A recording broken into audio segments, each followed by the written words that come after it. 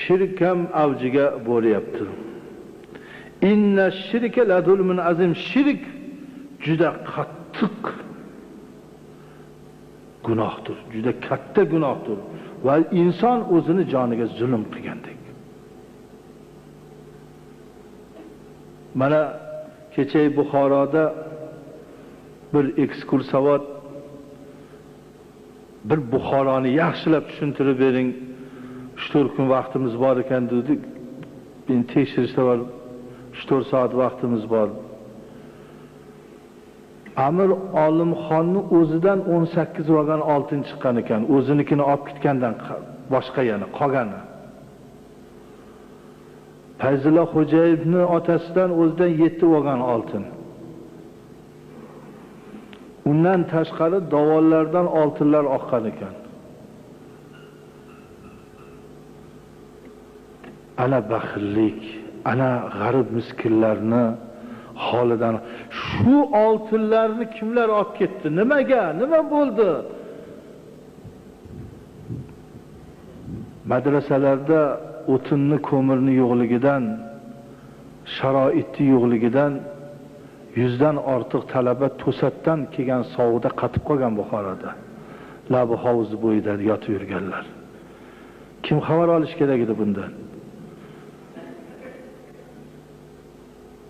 Va bir naql, bir so'z kuchaygan o'sha paytda. Bahovvaddin balogardon naboshat Buxoro kopiriston meshud. Agar baloni qaytaradigan Bahovaddin Buxoroda bo'lmaganda hamma kofir bo'lib ketardi degan gap bu.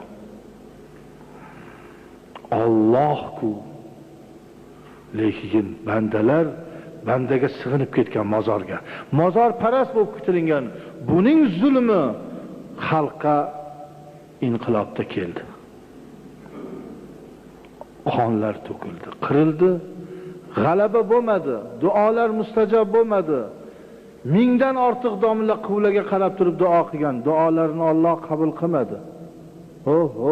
Har olimlar qiblaga qarab yig'lab duo qilib turishgan, hamma duolarni o'qib, baribir Frunzan askar kirib keldi.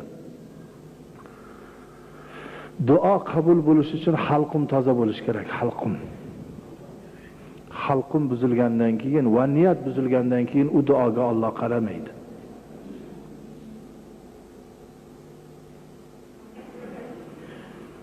Mozorlarda hali ham odamlar Bahovaddinga atab qo'y so'yapti, o'shani go'shini domlalar ham yeyapti.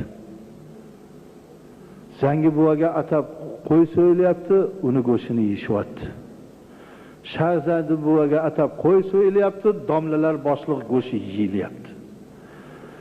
U duo keyin qayerga borsin? Allohga emas, mozorga bag'ishlab so'yilingan go'shini yeb Allah uni ber, bunu ber degan duo qayerga boradi? Xalqim, Alloh Qur'onda aytib qo'yibdi, Allohning nomidan boshqaga atalgan go'sht harom deb so'yilsa.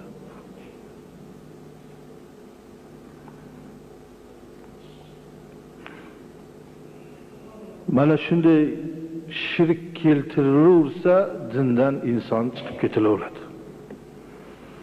Diniy ishni qilaman deb noto'g'ri ishni qilayotgan bo'ladi.